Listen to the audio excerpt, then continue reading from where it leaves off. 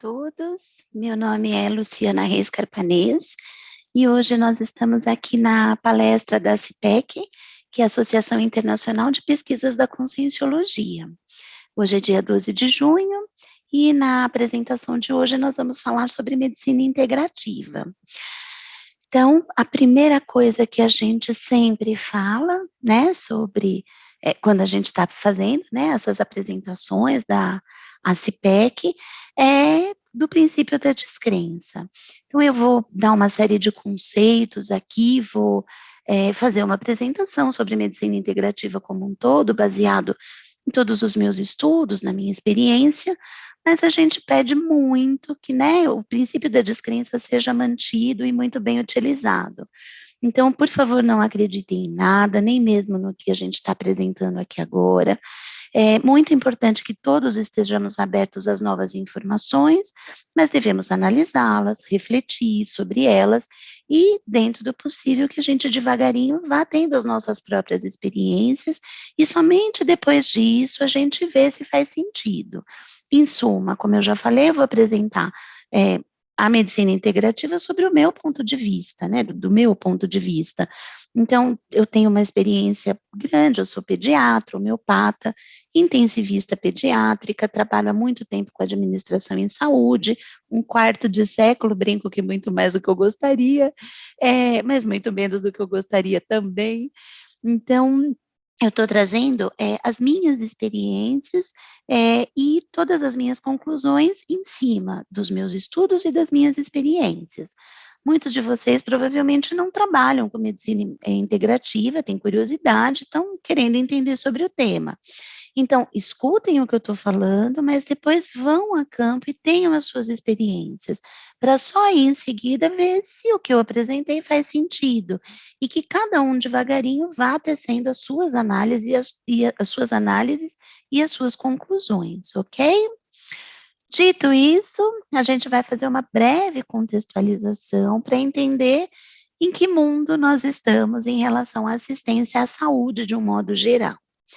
Então, a gente vai longe, né, um pouquinho antes de 1950, a Organização Mundial de Saúde definiu como saúde, não a ausência de doença. Então, ser saudável não é só não estar doente. Ser saudável para a Organização Mundial de Saúde, e isso é seguido por praticamente todos os campos do conhecimento relacionados à assistência à saúde, ser saudável é o estado de completo bem-estar físico, mental e social.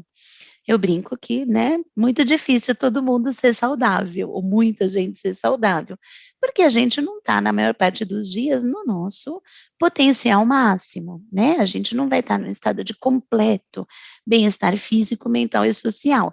Eu já estou hoje com 50 anos, então tem dia que o joelho dói um pouquinho, tem dia que o ombro dói, isso não me traz, né, um contexto completo de saúde. Mas a gente precisa não focar nessa palavra completo e focar nas dimensões, né? Então, ser saudável não é só ser saudável do ponto de vista físico, isso é doença. Eu também preciso estar saudável do ponto de vista mental e social.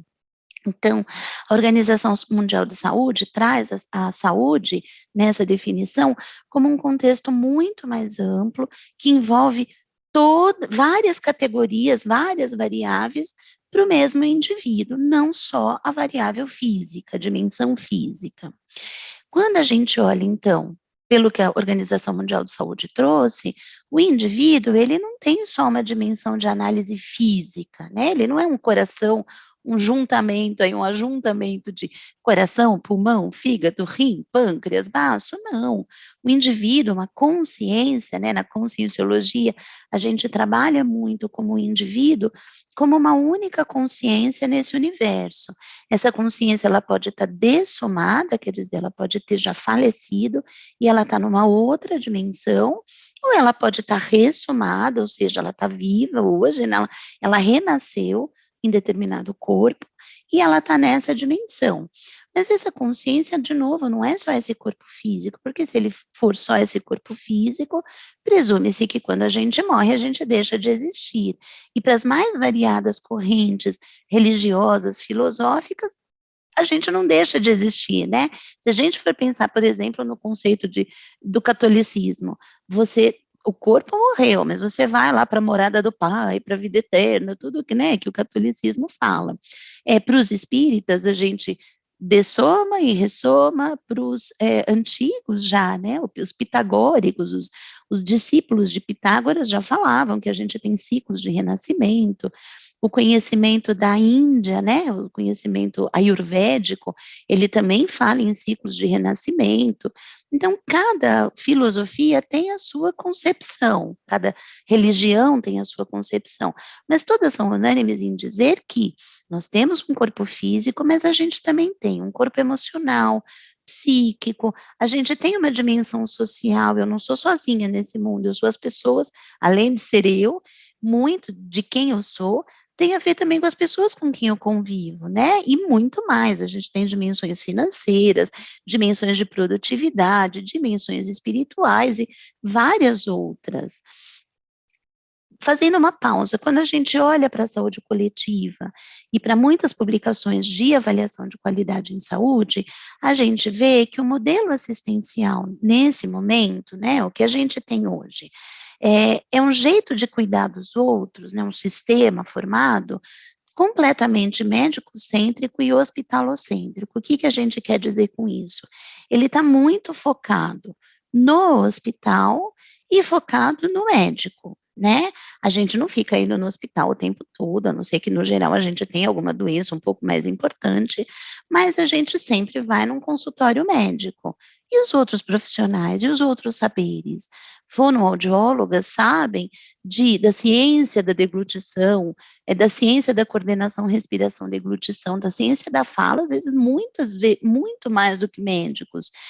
Os profissionais de enfermagem, eles têm saberes específicos, e daí por diante, né, fisioterapeutas, terapeutas ocupacionais, nutricionistas, podemos citar aqui uma infinidade de carreiras, né, de campos de conhecimento, e não é só o médico que sabe tudo, mas no geral, a gente entra pelo sistema de saúde na via do médico, né, pela mão do médico, indo num consultório, o médico pede exames, encaminha para fono e faz um monte de outra coisa. Além disso, a gente tem um modelo centrado no hospital.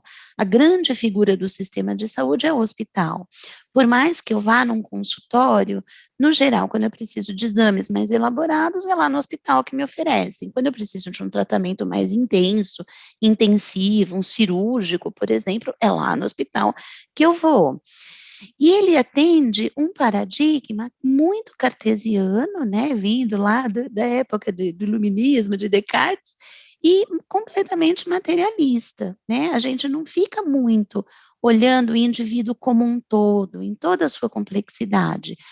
Esse sistema de saúde, ele objetiva curas rápidas, mas também pouco aprofundadas. Então, se eu estou com um problema no estômago, sei lá, eu estou com uma gastrite, eu vou no hospital, faço uma endoscopia, o médico me passa um medicamento e pronto. Mas por que que veio essa gastrite? Quais as outras dimensões do meu ser, da minha consciência, que propiciaram com que eu tivesse uma gastrite, sei lá, não uma enxaqueca? Isso a medicina, né, atual, o modelo assistencial vigente, não vai atrás disso. E ele dá muita atenção aos órgãos e aos sistemas fisiológicos afetados, é muito detalhista na matéria, mas acaba sendo omisso nos demais âmbitos do indivíduo, como o exemplo que eu acabei de citar, por exemplo, da úlcera. Quero curar a sua úlcera. Se você está feliz, se você está triste, neste momento, isso não me importa. Mas o indivíduo, de novo, ele é um todo, né? Ele não é um estômago andando, né? Do ponto de vista do paciente, várias publicações, isso há pelo menos uns 10, 15 anos, evidenciam que é um sistema caro e é um sistema pouco eficiente, né? Então, a gente tem cada vez mais exames muito sofisticados e muito caros, mas não necessariamente o indivíduo se sente muito mais saudável por conta disso. Então, esse sistema, esse modelo assistencial, ele já está dando sinais de esgotamento, tanto nos âmbitos financeiro, de eficácia, de segurança do paciente. É um sistema que muitas vezes piora a condição do paciente em vez de melhorar. E principalmente na dimensão de satisfação do usuário. Eu, quando, né, apresento aulas desse jeito, eu sempre peço para as pessoas que estão assistindo lembrarem a última vez que foram no médico, né? Ou pelo menos as últimas vezes, ou que foram fazer exames, ou que passaram com algum profissional da área da saúde, se sentiram bem acolhidos? Sentiram que aquele indivíduo realmente estava olhando para você como um todo? A imensa maioria das vezes as pessoas vão falar, não, eu queria mais, e não tive, né? Então, é um sistema que está dando sinais de esgotamento, tá? Mas existem outros modelos assistenciais, né? Existem muitas técnicas, então existe a alopatia e esse modelo vigente, médico-cêntrico, hospitalocêntrico, mas a gente também tem outros sistemas, outros modelos assistenciais, muitas vezes muito mais antigos do que o atual. Então, por exemplo, a gente pode tratar um indivíduo com homeopatia, com medicina tradicional chinesa, com medicina ayurvédica, pode usar fitoterapia, tão utilizada pelos índios aqui, né, na América do Sul, pode fazer uma abordagem sistêmica e muitos mais, medicina antroposófica e muitos mais outros modelos. Então, com isso, o que é a medicina integrativa? Vamos entrar agora, né, no escopo da apresentação. Entende-se medicina integrativa como a prática da medicina que reafirma a importância da relação entre o paciente e o profissional de saúde. Ela é focada no indivíduo como um todo. Então, falando agora do ponto de vista da conscienciologia, ela é focada na consciência como um todo.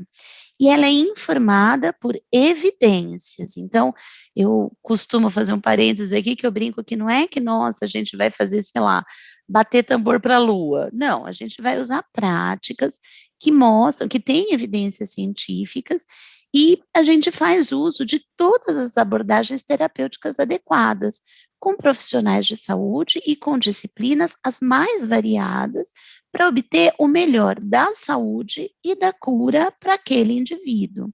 E isso veio justamente pelos sinais de esgotamento do modelo atual, e a proposição da medicina integrativa foi aí ao redor dos anos 2000, tá? Então, o que a gente quer dizer, né? Trazendo de volta a concepção de saúde e doença da Organização Mundial de Saúde, o indivíduo, a consciência, ela tem uma série de dimensões, né? Física, espiritual, social, familiar, emocional, e a gente tem à nossa disposição uma biblioteca enorme de técnicas de cura, as mais variadas, tanto o alopático, né, um modelo mais vigente aí, né? Então, sei lá, se eu tô com uma dor de cabeça, eu vou tomar um analgésico, desculpa, para tirar essa dor de cabeça, um anti-álgos, né? Anti-álgico, que é contra a dor. Mas eu posso também fazer uso da homeopatia, da ayurvédica, da medicina chinesa, como a gente falou, eu posso fazer uso de danças circulares, eu posso fazer uso de tai chi chuan, eu posso, dentro, né, de cada universo desses, eu tenho uma infinidade de técnicas que podem ser usadas. E para aquele indivíduo que está ali na minha frente, que técnica que fica melhor? Então, eu vou dar um exemplo pessoal, né, só para exemplificar. Eu, durante muito tempo, a minha primeira infância, eu fui tratada com homeopatia, depois acabei, né, a gente vai entrando na faculdade de medicina e ela só mostra um ponto de vista, que é o alopático, né, a medicina mais hegemônica no momento, e comecei a ser tratada com medicamentos habituais, técnicas mais habituais e mais vigentes. Em determinado momento, eu voltei a fazer uso da homeopatia, já fiz terapia sistêmica, já fiz microfisioterapia, faço regularmente aplicação de acupuntura, de medicina chinesa, e todas essas técnicas funcionam muito bem para mim. Eu realmente tenho uma resposta muito boa com todas essas técnicas, com todos esses campos de conhecimento. Mas, em determinado momento, eu usei medicina antroposófica. E a medicina antroposófica, para mim, não fez nada, não fez nem cosquinha. Talvez porque eu não tenho usado o medicamento correto, talvez porque realmente o meu corpo não vai bem com medicina antroposófica. E tudo bem, isso quer dizer que a medicina antroposófica não funciona de maneira nenhuma. Os meus filhos estudaram durante muito tempo numa escola antroposófica, que eu coloquei por escolha, muito bem pensada, né, muito bem decidida, e lá eu via muita gente indo muito bem com a medicina antroposófica. Eu vi pessoas se transformando dentro da escola, com pessoas com quem eu convivia, com o uso da medicina antroposófica. Mas para mim a medicina antroposófica não vai bem, né? Não é que não vá bem, assim, eu não sinto efeito. E tudo bem também. Eu tenho pacientes, né? Eu faço consultório de homeopatia, eu tenho pacientes no consultório que são raros, mas que não vão bem com a homeopatia. E tudo bem também. Agora, adianta eu ficar insistindo para mim com medicina antroposófica, ou insistindo para outro paciente com homeopatia? Não, eu tenho várias outras técnicas que podem ajudar esse indivíduo a melhorar, a se curar, a ter mais saúde. Então, não preciso ficar batendo na tecla. A mesma coisa eu digo agora em paralelo com a medicina vigente, né? A gente tem um sistema de saúde completamente alopático, mas muitas pessoas não vão bem só com alopatia, e a gente continua insistindo na técnica, quando eu tenho várias outras técnicas que podem ser colocadas à disposição desse indivíduo para a melhoria dele. Então, eu, como profissional de saúde, tenho por obrigação colocar as técnicas que eu conheço à disposição desse paciente. E quanto mais técnicas eu conhecer, provavelmente mais qualificada vai ser a minha assistência, mais chance eu tenho de ajudar esse indivíduo, tá? Então, isso basicamente é a medicina integrativa. E aí a gente faz, eu gosto muito de falar de paradigmas, né? O que são paradigmas? É o que nos guia, né? São os valores que a gente segue, o conjunto de normas, de valores que a gente dá importância, né? E hoje em dia a gente tem um paradigma mais da medicina hegemônica, essa medicina que está aí todo dia, que todo mundo faz, que ela é completamente alopática. Quais são esses paradigmas, né? O foco é na doença, no órgão e no sistema. Eu mesma, por exemplo, dou aula numa faculdade de medicina há um certo tempo, e eu dou aula para os meus alunos de pediatria, e a gente vai focando em sistemas. Então, nessa semana, nós vamos ver os problemas de pediatria do sistema respiratório. Na semana que vem, nós vamos falar dos problemas para a pediatria do sistema renal. Então, vamos falar de infecção urinária, de nefrite, síndrome nefrótica, e assim nós vamos. O foco é dicotomizado, né? Eu costumo brincar que quando eu resolvi fazer pediatria e tive que escolher a minha subespecialidade, a primeira coisa que me veio é: eu não quero cuidar de uma criança esquartejada, eu quero cuidar de uma criança inteira. Então, eu não queria olhar para um sistema só daquele indivíduo. Então, não dava para eu fazer cardiopediatria, pneumopediatria, nefropediatria. Eu queria olhar o paciente como um todo, porque o rim, na minha concepção, no meu paradigma, o rim, o pulmão, o coração, são só partes de um único indivíduo. Eu queria cuidar do indivíduo inteiro. Essa medicina hegemônica, ela traz uma relação médico-paciente que ela é muito estabelecida no poder que um tem sobre o outro. Então, é muito comum eu escutar de vários pacientes que eles foram em determinado médico, o médico explicou adequadamente o que aquele paciente tinha, passou uma prescrição, mas o paciente saiu com dúvidas. E várias vezes eu pergunto na consulta, mas por que você não perguntou para o médico? Ai, porque eu fiquei acanhada, doutora. Não dá para a gente ficar acanhado quando a gente está falando da nossa própria saúde, né? Então, isso só traduz que o médico tem um grande poder sobre o paciente. Ele sabe, eu não sei, como doente, como paciente. Mas não é isso. É lógico que eu sei do meu corpo muito mais do que o outro sabe, né? Então, por exemplo, também no meu consultório de pediatria, ou mesmo na UTI, quando eu estou tratando dos meus bebezinhos super graves, né, correndo risco de vida, eu sempre pergunto para a mãe e para o pai, para a mãe principalmente, porque né, ela é muito perceptiva, mas também para o pai, como é aquela criança? Como é aquele indivíduo? Ele sabe coisas que eu não sei. Em contrapartida, eu estudei a minha vida inteira, para traduzir o que aqueles sistemas, aqueles órgãos não estão tendo um bom funcionamento. Então, não é uma relação de poder, precisa ter uma relação de colaboração. A mãe vai entrar com o conhecimento dela, daquele indivíduo, que vamos combinar que provavelmente quem mais sabe daquele indivíduo é a mãe.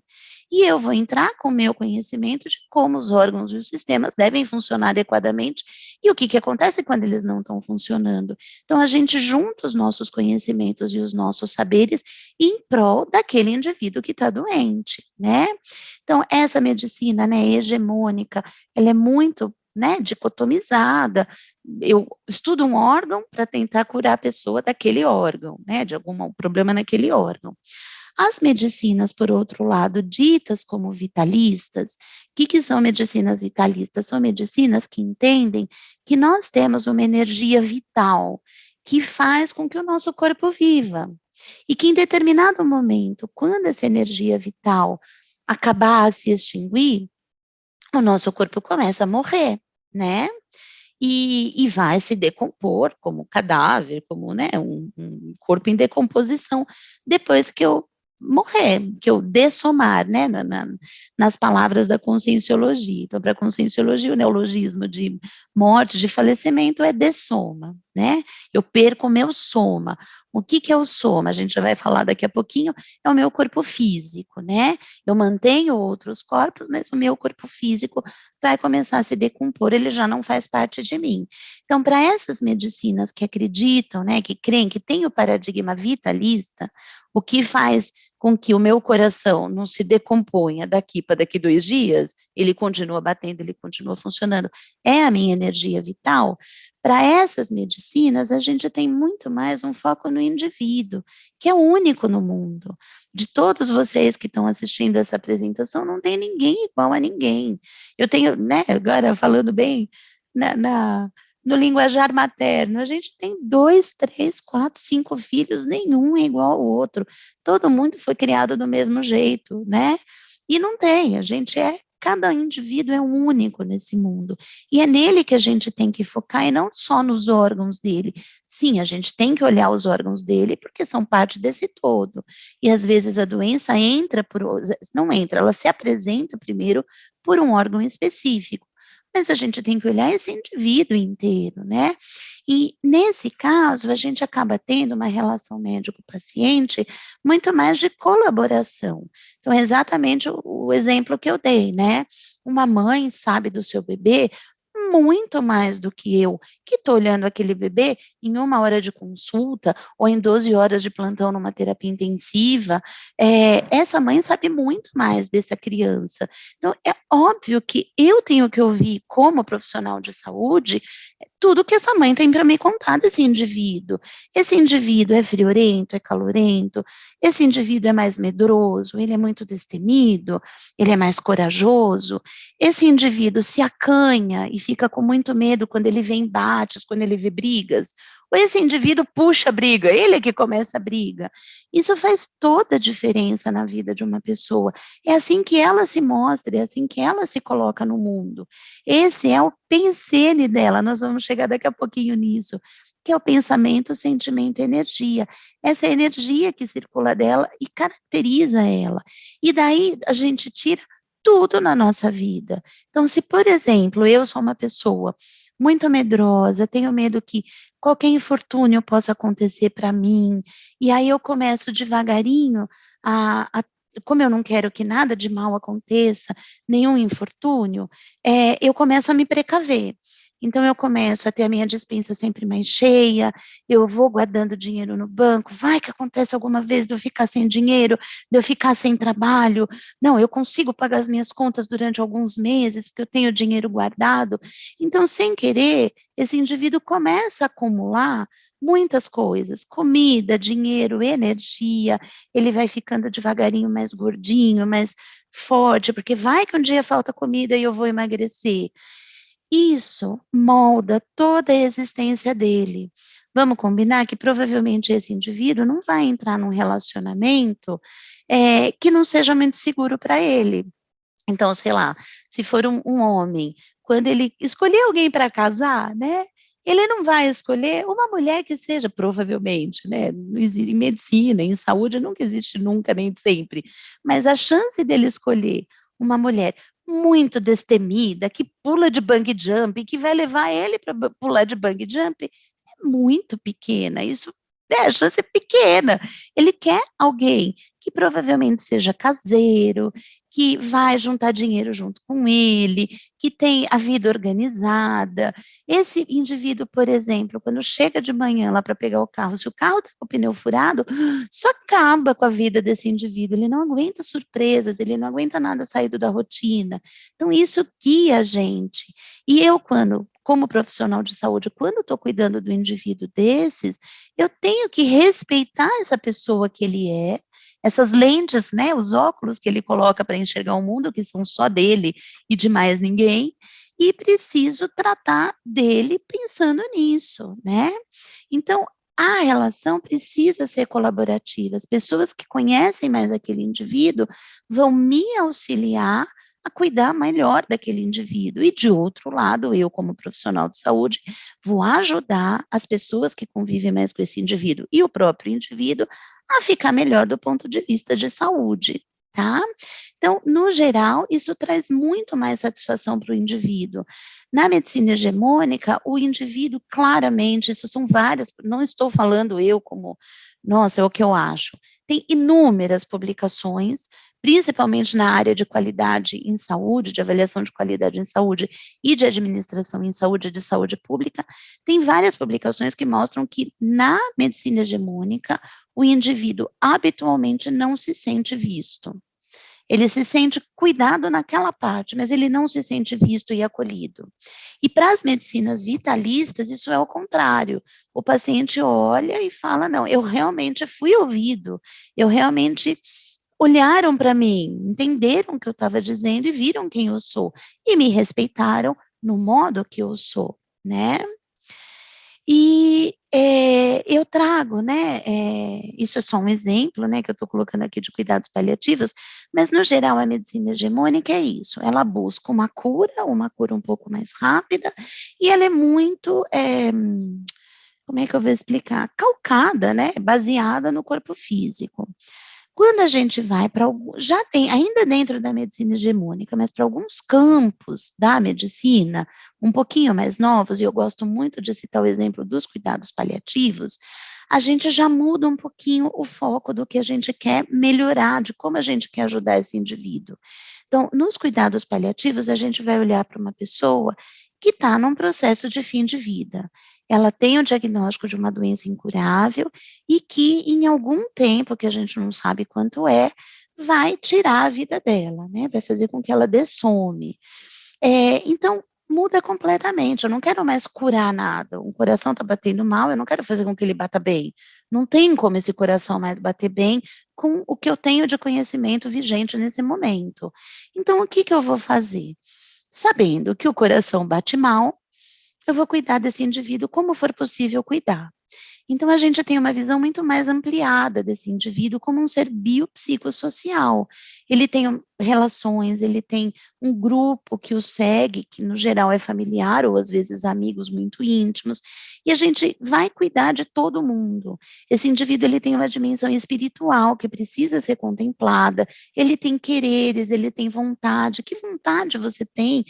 Que é muito imperiosa, e que você quer fazer antes de morrer, porque você sabe que você vai morrer. Então, o que você quer fazer? O que é importante para você? Como é importante você viver os últimos dias da sua vida, os últimos períodos da sua vida? Então, a gente vai focar muito mais em qualidade de vida. E aí, quando a gente vai para a medicina integrativa, a gente está olhando um todo ainda maior. Eu não estou olhando só o ser humano como um ser biopsicossocial, como a dimensão espiritual. Eu estou enxergando aquele indivíduo como um ser único nesse mundo. E o que eu posso fazer, que assistência eu estou habilitada a dar a esse indivíduo para que ele se exponha nesse mundo e faça parte desse mundo de uma maneira muito mais integral e mais íntegra com ele mesmo. E aí a gente vai fazer uma combinação de técnicas para aquele indivíduo único, tá bom?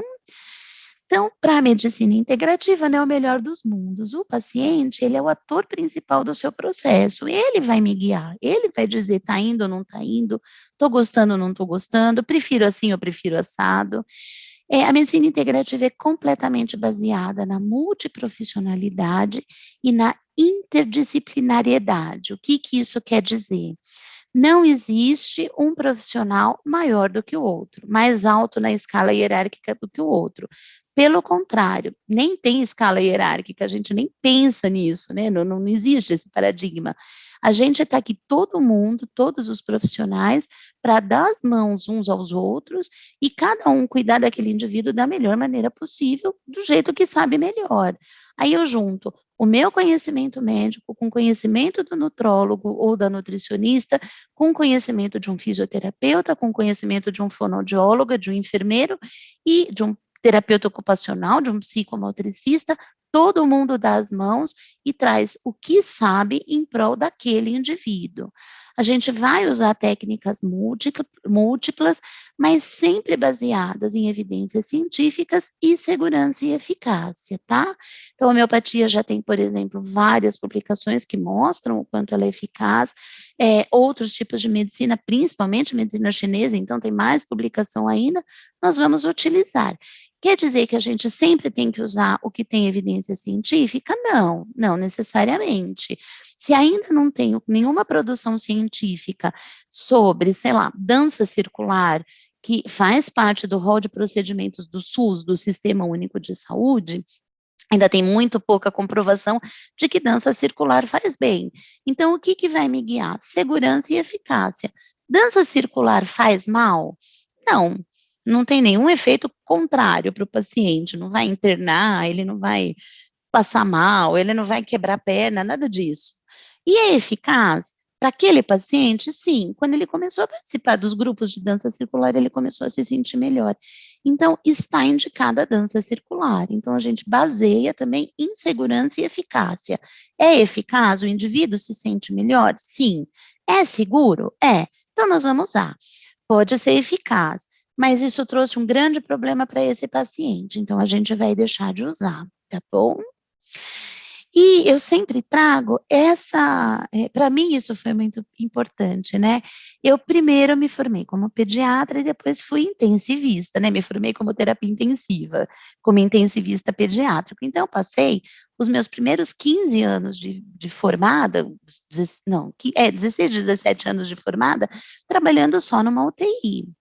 E aí, em determinado momento, eu olhei e fiz assim, não, gente, eu vou resgatar a homeopatia, porque eu realmente estava precisando, eu estava relativamente, não infeliz, mas insatisfeita com o jeito que a gente fazia na terapia intensiva. Não que, imagina, a terapia intensiva seja ruim, o que salva de vida, nem vou dizer.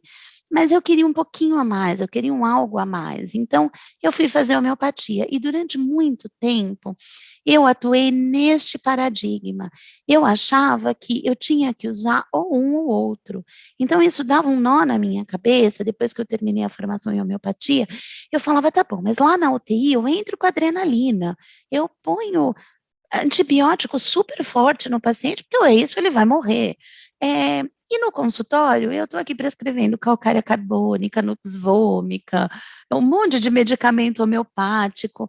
Como é que eu junto isso? Olha, isso, depois que eu terminei a homeopatia, os 5 primeiros anos eu tive muito esse dilema, né? Posso usar antibiótico, mas não posso. Onde eu uso antibiótico?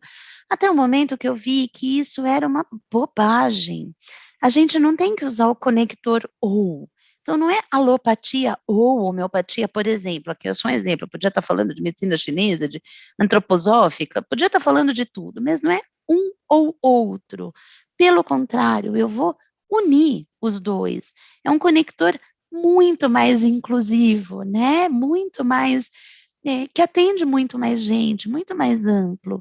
Então, eu vou fazer a alopatia e também eu faço homeopatia. E aí, em que situações? Fui estudando, e vi que, não, desculpa, vou voltar um pouquinho, daqui a pouco eu falo sobre isso. E vi que quando a gente soma, tudo fica melhor. Então, tem determinadas situações em que o risco de vida é tão grande e que o corpo físico está ruim, que realmente eu preciso usar alopatia. Isso me impede de usar homeopatia? Óbvio que não. Mas em outras determinadas situações, talvez eu possa começar a usar mais homeopatia, porque está tudo bem, eu tenho tempo para o paciente ir fazendo os processos que ele precisa fazer, enxergando as reciclagens intraconscienciais, né, ele com ele, que ele precisa fazer, e aí eu vou conduzindo, tá? Então, tudo isso é baseado em paradigmas. Como eu já falei para vocês, o que é um paradigma? Um modelo, um padrão, é uma estrutura mental composta por teorias, por experiências e por métodos que servem para organizar a nossa realidade, os eventos da nossa vida, do nosso pensamento. Esse autor, o Thomas Kuhn, ele traz que a ciência, ela é uma evolução de paradigmas, né? Então, eu tô lá, eu gosto sempre de dar um exemplo, né, bobinho. Se eu sou um homem, sei lá, pré-medieval, se eu sou um grego, um romano, que a gente ainda não tinha, né, ainda não sabia muito, mas ainda sabia pouca coisa também, eu começava a olhar e falava assim, nossa, parece que sempre que chove esfria, né, que engraçado, será que é assim mesmo? E isso vem a dúvida na minha cabeça.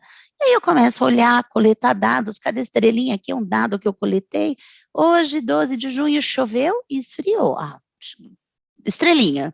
Amanhã, 13 de junho, choveu mais e esfriou mais ainda. Outra estrelinha. Ano que vem, sei lá, 9 de maio do ano que vem, choveu e esfriou. Coletei outra estrelinha. Quando eu tenho muitas estrelinhas de que choveu e esfriou, eu crio a teoria de que, sempre que chove, esfria. Fechado.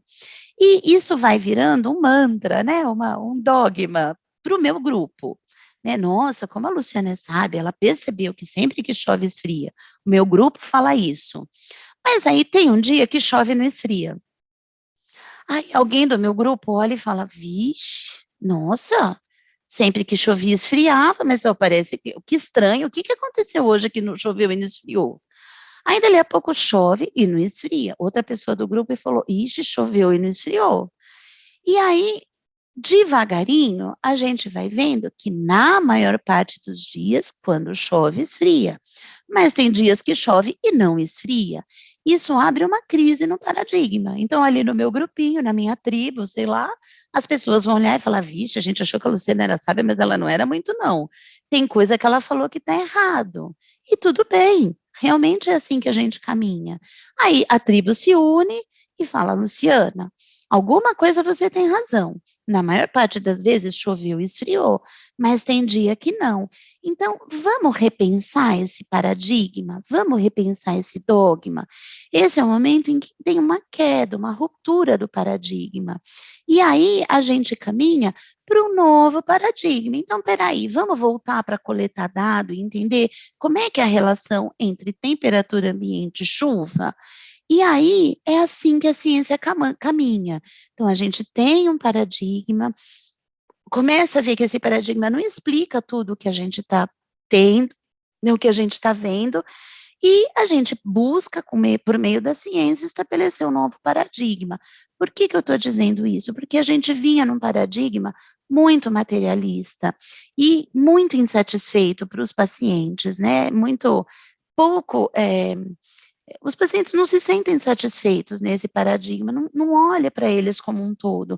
Então, esse é um grande momento de rever esse paradigma e de trazer um novo paradigma, não de exclusão, mas sim de inclusão. Então, tá bom, este paradigma tem pontos ruins? Tem, mas eles têm pontos maravilhosos. A gente entende muito do corpo hoje por meio do que foi desenvolvido na medicina materialista. E eu vou jogar tudo isso fora? Não. Pelo contrário, eu vou jogar fora o que não está indo bem. Mas eu continuo olhando muito para muita coisa desse paradigma e agrego num novo paradigma. Então, medicina integrativa é exatamente isso. E exatamente isso que a gente está falando, né? A medicina materialista, ela é mais novinha do que a medicina vitalista, né? A outra vem desde a antiguidade, essa vem da Idade Moderna. A medicina vitalista traz um modelo holístico de indivíduo, a materialista olha mais para o indivíduo como um agrupamento de órgãos e de sistemas, ele é fruto de um pensamento mais mecanicista, de uma física, né, mais newtoniana. O modelo vitalista entende o ser humano como uma unidade físico-energética, psicofísica, mental e espiritual. O materialista acha que não, é corpo e mente, né? Mente é coisa de psiquiatra, corpo é campo dos clínicos ou dos cirurgiões. E no vitalista, ele entende que o ser humano é dotado de duas grandes dimensões, uma material e uma imaterial, os meus pensamentos, as minhas emoções. A metodologia, a gente usa uma metodologia mais descritiva, como o paciente se sentiu, a gente olha mais para outros âmbitos.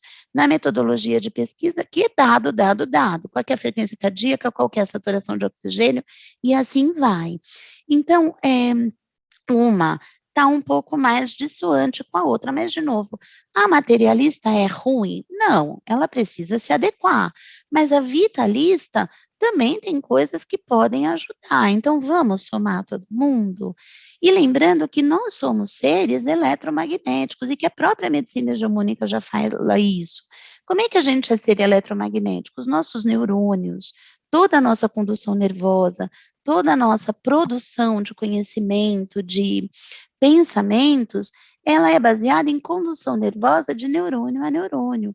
Isso cria em mim um campo eletromagnético, que inclusive a medicina hegemônica usa. Quando eu vou fazer uma ressonância magnética, eu faço uma interação de um campo magnético que é gerado aí pelo aparelho com o meu campo magnético dos meus órgãos, né? E isso faz com que eu consiga ter imagens maravilhosas do meu corpo. Então, quais são os paradigmas seguidos pelas medicinas não tradicionais? Já falamos que é o vitalista energético, né? Ele entende que tudo neste universo é consciência e energia. E a consciência vem super de encontro a tudo isso que tá, né, que eu estou falando. Então, no universo para a conscienciologia, existem só duas categorias. Ou eu sou uma consciência, ou aquilo é uma energia fluindo, circulante ou estagnada, né, às vezes. É, paradigmas muito anteriores, né, muito antigos, como, por exemplo, né, a medicina hindu, os tibetanos, eles enxergavam que a gente tinha 7 corpos, eu não vou passar por todos eles, porque isso já teve um caminhar, inclusive, de conhecimento.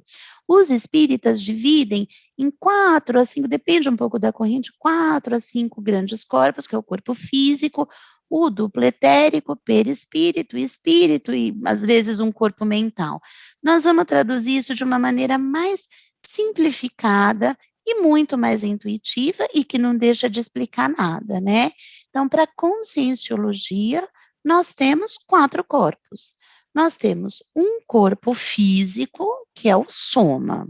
É esse que eu aqui, ressomada nessa dimensão mais material, mais pesada, de energia mais densa, é onde eu estou. Eu toco a minha mão, eu não consigo atravessar a minha mão com o dedo da outra mão. Este é o meu corpo físico, formado por todos os meus órgãos físicos. Aí eu tenho o psicossoma. O psicossoma é o meu corpo emocional, né? Como é que eu estou? Feliz, alegre, triste, medrosa, tá tudo aqui. Que emoções que vêm? Raiva, tristeza, felicidade, alegria, pacificação, serenidade, tudo está aqui nesse psicossoma. Conectando os dois, eu tenho o meu corpo energético, que é o meu energossoma. E como é que um corpo se conecta com o outro? O soma e o psicossoma? Por meio do cordão de prata. Então, à noite, quando eu durmo, eu posso dissociar, em outras situações também, mas todos nós fazemos isso quando a gente dorme. Eu posso dissociar esses meus 2 corpos.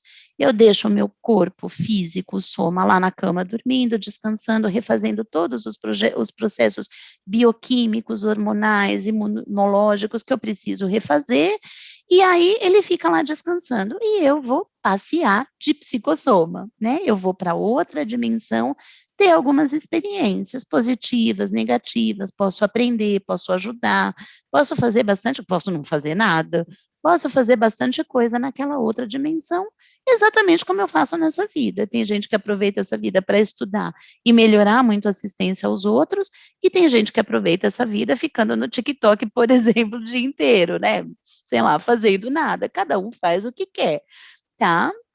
E, além disso, eu tenho o mental soma, que é o meu corpo mental, dos meus pensamentos, um corpo um pouco mais até superior e muito mais sutil, tá? Ele é conectado ao psicossoma por meio do cordão de ouro. Quando a gente dessoma, quando a gente morre, o meu soma é desativado. E aí eu vou para outra dimensão com o meu energossoma, que em algumas situações vai se desfazendo devagarinho e eu acabo até descartando ele, que a gente chama de segunda dessoma, e fico também com o meu psicossoma e com o meu mental soma, tá? E lembrando que eu posso me projetar lucidamente ou não. Então, o meu corpo físico fica e eu me desconecto de psicossoma, energossoma e mental soma. Isso é uma projeção. Eu posso lembrar, posso não lembrar quando eu voltar, tá bom? E este corpo energético, ele é muito formado pelos chakras, né? Que são grandes centros energéticos de intercâmbio de bioenergias da consciência com a dimensão energética. Ele ainda são grandes pontos de conexão entre os veículos de manifestação da consciência, que a gente chama na conscienciologia os corpos, né, o soma, o psicossoma, energossoma e mental soma, e são pontos de conexão entre esses somas, né, o holossoma, e a energização geral. E através dos chakras a gente consegue absorver energias, exteriorizar, mobilizar, deslocar energias por meio do nosso energossoma.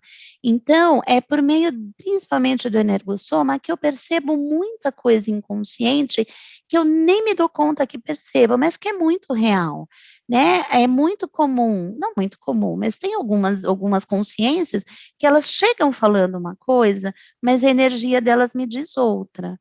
Então, às vezes vem alguém na minha frente, sei lá, eu estou assistindo uma palestra, a pessoa fala, ai, eu sou tão humilde, mas não é o que eu estou sentindo, eu sinto ele como uma pessoa muito vaidosa. Ou às vezes um contrário, às vezes a pessoa olha e fala, nossa, acho que eu fui muito vaidoso nesse ponto, mas ele traz uma energia de humildade, né? E a gente sente isso, né? A gente percebe, né? Tudo que é é o que não está nessa dimensão no corpo. Eu percebo que é um pouco diferente do que esse indivíduo está falando.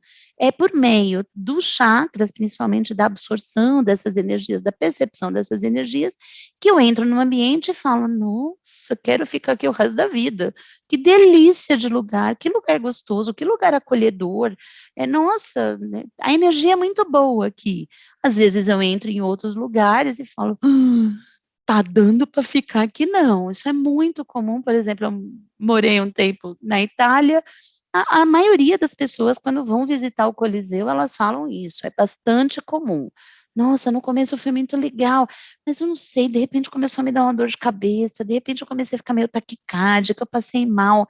Teve uma hora que eu não aguentava mais, eu queria ir embora, né? Essa percepção energética é muito feita por meio do psicossoma, desculpa, dos chakras, né, do energossoma. E a gente tem uma paranatomia, inclusive, né? A gente tem vários chakras e o contraponto deles, tanto no psicossoma, e a conexão é exatamente o energossoma, tá? E como é que a gente percebe isso, né? A unidade para a conscienciologia, a unidade de expressão da pessoa, do indivíduo, de manifestação daquele indivíduo, é o pensene, que é pensamento, sentimento e energia. Então, eu penso uma coisa, no geral, eu sinto uma emoção, sei lá, vou dar um exemplo bobo. Estou com uma conta atrasada para pagar e não tenho dinheiro. Lembrei da conta, não tenho dinheiro. Vem uma energia de um sentimento de preocupação e isso muda toda a minha energia. Como é que eu vou fazer? Vixe, eu vou ter que parar de pagar outra conta para poder pagar essa, sei lá. Então, vem uma energia que é mais difícil.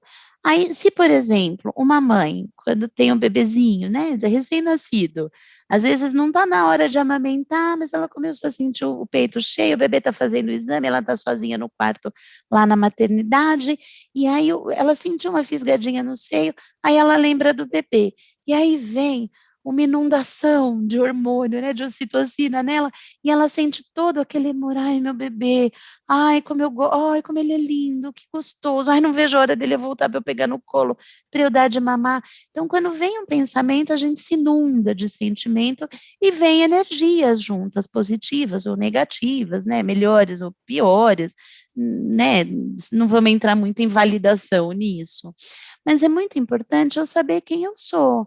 Então, a partir do momento que a gente aprende como a minha energia se comporta, qual é o meu holopensene, ou seja, como é que na maior parte das vezes eu penso, vem energias, vem sentimentos, eu sou mais otimista, eu sou mais pessimista, eu sou muito esperançoso, não, eu tenho certeza que tudo está indo mal e ruim, como é que eu sou? Quando eu me conheço, fica mais fácil eu entender que quando vem uma energia diferente, eu olho e falo: "Opa, será que isso é meu?" Porque a gente faz interações energéticas todos os dias. E também isso é muito importante para o profissional de saúde quando está atendendo aquele indivíduo, né. Então, vou dar um exemplo de ontem. Ontem eu estava à tarde com o consultório bem cheio, nós estamos aqui em São Paulo, num tempo muito ruim, hora esfria, hora esquenta, todas as crianças estão doentes, e ontem o consultório estava bem cheio, eu tive que colocar vários encaixes, apertei um monte, estava com 2 recém-nascidos que estão dando um pouquinho de trabalho. Atendi os 5 primeiros pacientes, e fiquei esgotada, porque, nossa, os pacientes foram difíceis? Não, não é isso, foram consultas habituais, super tranquila. Mas, de repente, me veio uma dor de cabeça, me baixou a energia e eu tive um pouquinho de dor de estômago. E um dos bebês que eu estou atendendo provavelmente está com refluxo. E aí eu olhei e falei: isso é meu? Bom, eu não costumo ter dor de cabeça, naquele momento do dia nunca, aquela dor de cabeça não tenho, o jeito que ela se comportava, e não costumo ter dor de estômago. Aí parei, me conscientizei, isso é meu? Isso é de outros, independente de que outro seja, não interessa se é do bebê, do grupo dele, não interessa. Isso é meu, isso é de outro. Não, isso não é meu, eu não costumo ter esses sintomas.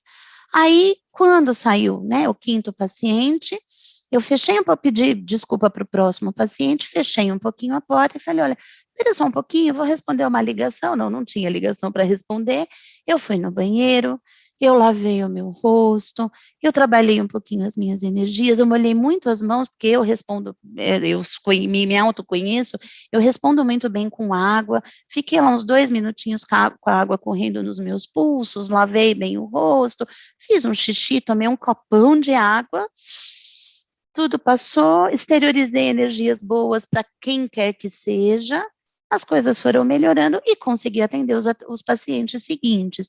Então, esse autoconhecimento é muito importante que a gente tenha tanto nosso, quanto do outro também, tá? E lembrar que a dor está sempre no corpo, mas o sofrimento está na alma.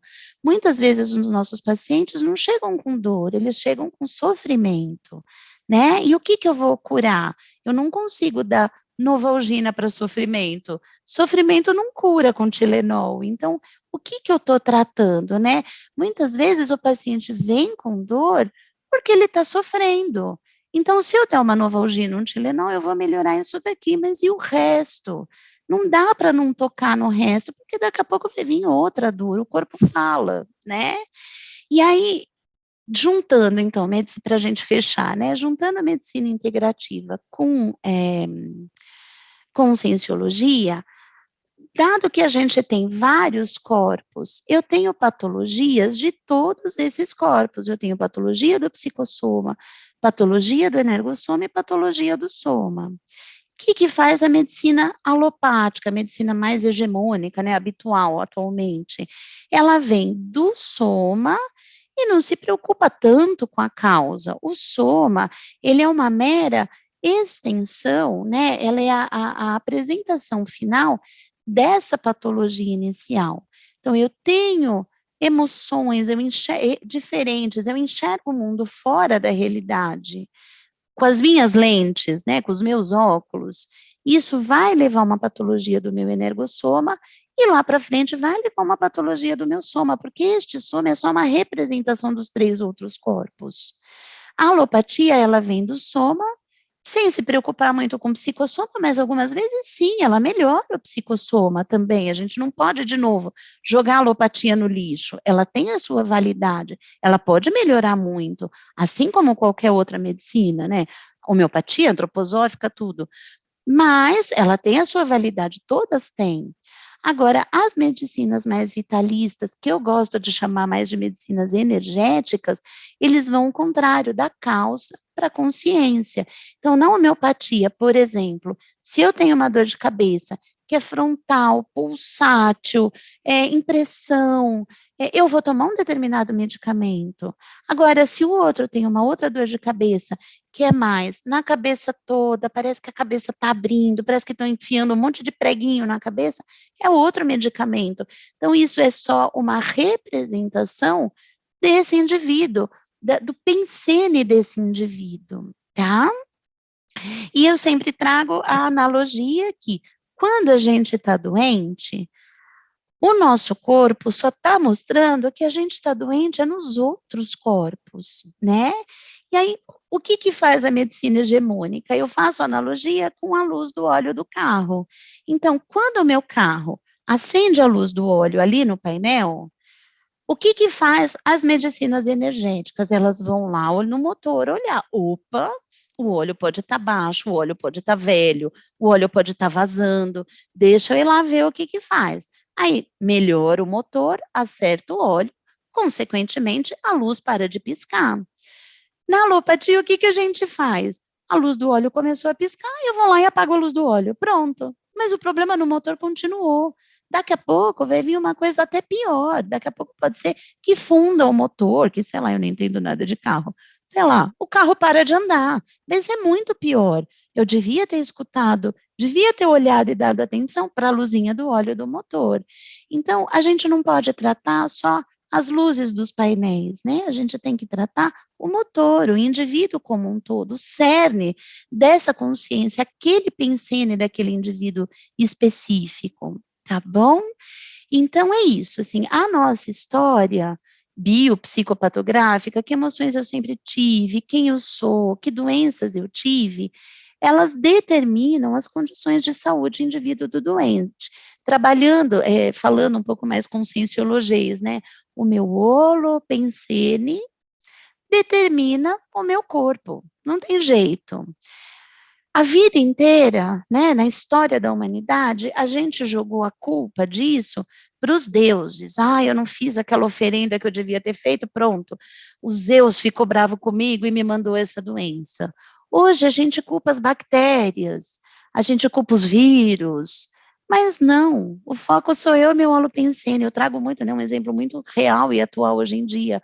A gente tem Covid, correndo à solta o tempo todo. Tem gente que morre de Covid, tem gente que tem Covid e nem sente. O bicho é o mesmo. O bicho é o SARS-CoV-2. Mas eu sou diferente do outro. Então, esse é o foco. O foco sou eu, os meus holopensênios, o que que eu preciso reciclar? O que que eu preciso olhar? Por que que eu estou ficando tão doente? A gente tem muito paradigma de entender a doença como um mal negativo. Nossa, fiquei doente, que péssimo. Não. A doença é um grande sinalizador de que meu holopensene está patológico. Eu estou com emoções que não são legais. Eu estou pensando coisas que não são legais. Vamos reciclar? A doença, ela tenta ser um catalisador da evolução. Só que com a medicina que a gente tem hoje, com esse modelo que a gente tem hoje, a gente breca esse catalisador, quando a gente tem que se aproveitar da doença. Fiquei doente, tenho que ir para casa e ficar quietinho, curtir essa doença, entender o que que essa doença me traz. E aí eu vou reciclar e vou virar a página. E dessa doença eu não fico mais, eu não tenho mais, né? Então, eu gosto muito de um poema que eu vou terminar com ele, que é o poema do Invictus, lá, né, do Nelson Mandela, tem até num filme que fizeram sobre o Nelson Mandela, Eu sou o capitão da minha alma, eu determino o que eu quero para mim, né? Eu sou capaz de me autocurar. É óbvio, posso ter ajuda e devo ter ajuda de várias outras pessoas, mas não adianta todo mundo querendo me ajudar se eu estou aqui. Não, eu não quero enxergar, não, eu não quero ver, não, o problema são os outros. Não, tem que partir de mim. Eu tenho que fazer, encarar as reciclagens que eu tenho que fazer. E lembrando que a gente só tem um caminho, é a evolução constante. Não há outra possibilidade, a gente não evolui como consciência, mas eu posso evoluir mais rápido ou mais devagar. E as doenças, e principalmente a medicina integrativa, ela vem como uma grande catalisadora da evolução. Ela faz a gente sair daquele marasmo que a gente estava e que não leva a lugar nenhum. Vamos evoluir, vamos andar, vamos reciclar esse pensene, né? Como integrar? Então, de novo, como é que a gente integra, né, todas essas medicinas? Se é uma patologia mais do soma, eu preciso realmente usar uma medicina mais material. Então, sou eu lá na UTI. Se, cara, o coração tá parando, não tem jeito, tem que enfiar adrenalina, é isso. Agora, se é uma patologia mais do psicossoma, de um corpo muito mais sutil, obviamente eu tenho que usar uma medicina mais sutil. É tudo tão claro, é a gente que não enxerga, né? E para finalizar, lembrar, né, vou trazer de volta um pouquinho do princípio da descrença, então tenhamos sempre crítica, né? Não é porque o primeiro bisão foi por aqui que todo mundo tem que seguir o bisão, né? Então, não é porque todo mundo faz de um jeito que eu não posso olhar e falar, mas peraí, isso daqui vai levar a gente a se afogar. Eu não concordo, eu quero fazer diferente, e tudo bem. Então, tenhamos crítica. E lembrando também que tudo é relativo e depende do ponto de vista do outro. Eu adoro este exemplo. Linda a casa, né? Dá vontade da gente alugar, passar um fim de semana aí, olha, motivos japoneses, uma piscinona. Tá aqui a piscina, né? É a mesma casa japonesa, ok, o terrenão. Mas olha a piscininha regã que tem aí. Então, tudo depende do ponto de vista. Tirando essa brincadeira, o que eu estou querendo dizer com isso? Cada um enxerga o mundo do jeito que pode, não do jeito que quer. Isso deve ser respeitado. A gente pode ajudar a esclarecer esse indivíduo de que, olha, talvez existam outras possibilidades de enxergar o mundo, talvez tenham outras possibilidades de se viver, mas o indivíduo tem o livre-arbítrio de fazer o que ele quer, né? Se ele está me pedindo ajuda, com certeza eu vou ajudar. Se eu peço ajuda para os outros, eu espero muito que me ajudem, que me esclareçam, que mostrem quais são os meus pontos cegos, né? E tudo é energia, que isso fique, né? A gente é um ser eletromagnético, a gente tem um corpo energético e a gente sente muito mais do que a gente imagina que a gente sente. É que a gente não dá valor porque a gente vive num paradigma muito materialista, que olha e fala, que bobeira, isto não é verdade. Quando sim, isto é verdade, né? Vou passar um pouquinho mais rápido, depois com calma, se vocês quiserem parar, né? Vocês parem aí a projeção, a apresentação e leiam, mas eu gosto muito desse poema porque ele fala, lá fora é tudo negro, lá fora é tudo muito difícil, né? O Nelson Mandela usou muito esse poema na prisão. Foi horrível, minha cabeça está ensanguentada, mas não importa como foi a vida, eu sou o mestre do meu destino, eu sou o capitão da minha alma. Então, sempre lembrar, não é o externo, é o interno. Né? Como é que eu me comporto? O mundo pode estar caindo à minha volta, mas eu estou equilibrada, eu estou tranquila, esse mundo vai ser melhor de eu passar. Agora, o mundo pode estar uma paz lá fora, e eu estou um poço de guerra aqui dentro. Tudo vai parecer guerra, né? E agradeço a todos por ter tido a paciência, né, de escutar essa apresentação. A gente na CIPEC sempre está à disposição. O grande objetivo é sempre de esclarecer, né, a conscienciologia como um todo, principalmente reurbanizações, né, como é que a gente pode melhorar a energia deste planeta, intrafisicamente ou extrafisicamente, nessa dimensão e em outras, e principalmente a CIPEC tem como grande foco a tarefa do esclarecimento. Então, como a gente pode esclarecer os outros, né, para que a gente faça as nossas reciclagens. Como é que a gente pode fazer, catalisar a reciclagem das pessoas de um modo geral, das consciências de um modo geral. Então, deixo aqui meu agradecimento a todos vocês e um bom dia a todos. Obrigada.